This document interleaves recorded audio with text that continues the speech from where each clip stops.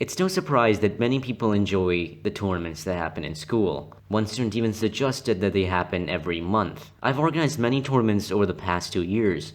There's one very interesting thing that I've learned, is that making fair teams is almost impossible. To understand this, we have to know how a tournament is organized. There are three important steps that happen: planning, approval, and the implementation. First, the planning. Find the players, make the teams, verify, and a lot of other stuff. Second comes approval, which is to get approval from the administration. Third, the implementation, to arrive at match day 1, and a lot of other stuff. But what people really care about is being in a good team, and that they're fair teams. But as proven throughout history, the most important things in a team should be cooperation and teamwork, which mainly comes out through passing. If you take a look at the most recent example of a Champions League match, this one ended in 6-1. We all like to see many goals, but what happened here is that it made one side happy and the other side not so much. One teacher deemed this unfair, which is correct, but the teams were fair. But what people really want to see is teams winning by the skin of their teeth, which means teams winning by the thinnest of margins.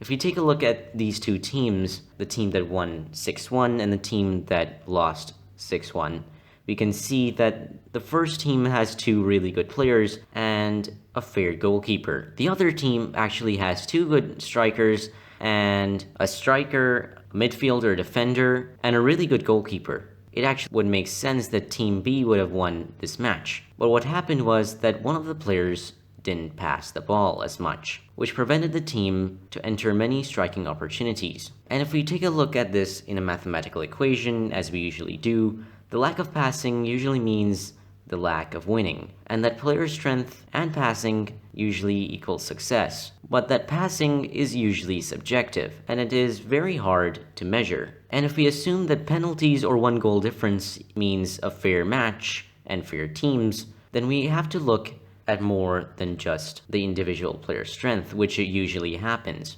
The individual player strength is usually taken, the team strength is made by adding the individual player strength and then calculating the averages and medians. But if we want fair teams to be decided by the penalties, but if we assume that penalties or one goal difference means a fair team and a fair match, then we have to look past the individual player strength, look at their passing ability, striking and defending, and then we should also look at the team chemistry, their performance against other teams, if their lineup possibilities are fair. And with that, we should look at the overall team strength, defense, striking, passing, a lot of other stuff, and some other stuff including their possible scores and the chance of winning against other teams. And all of this means that just making fair teams is almost impossible. And if you see this from the organizer's perspective, I'm just a student that is learning and studying at school that is also wanting to make a fun and enjoyable tournament. Fair teams is one of my serious concerns, but it's probably not one of my biggest concerns compared to the benchmarks I might be facing my next class or the quiz that I have the next week. But if you're really serious about making your team win, all you have to do is to tell them to pass the ball.